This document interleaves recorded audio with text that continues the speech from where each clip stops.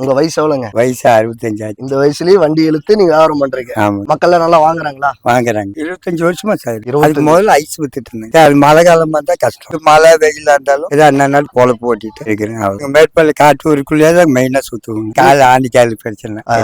கால்லாம் பாருங்க. ஆணிக்கால் செருப்பு கழட்டினா நடக்கிறதுக்கு கஷ்டங்க. பசங்க பொண்ணுங்க? ஒரு பையன் புள்ள ஒண்ணு பையன் ஒண்ணுங்க.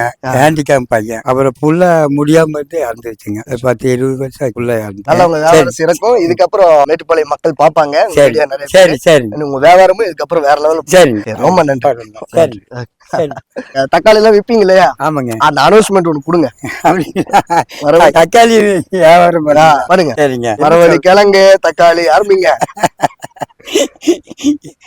மரவள்ளி கிழங்கு தக்காளி. பின்னாடி போறாரு இல்லைங்களா, அவருக்கு வயசு 65. அவருடைய மகன் வந்து ஒரு ஹேண்டிகேப்டர் அண்ட் அவங்களுக்கு ஒரு பொண்ணு இருந்தாங்க. சின்ன வயசுல இறந்துட்டாங்க. இந்த மனுஷன் 65 வயசாச்சு, இன்னும் வந்து காய்கறிகளை வண்டியில வியாபாரம் பண்ணிட்டு இருக்காரு. அவருடைய ஸ்லிப்பரை கழட்டி காமிச்சாரு. அவர் 2 காலுமே ஆணி பொத்திருக்கு. ஆணி காலோட நடக்கிறது எவ்வளவு கஷ்டம்னு அந்த அந்த வலி இருக்கிறவங்களுக்கு தான் தெரியும். எங்க அப்பாவுக்கு இருந்துச்சு, அதனாலதான் நான் உணர்றேன். அப்படி உழைக்கிற இந்த மாதிரி மனிதர்களுக்கு கண்டிப்பா சப்போர்ட் பண்ணுங்க.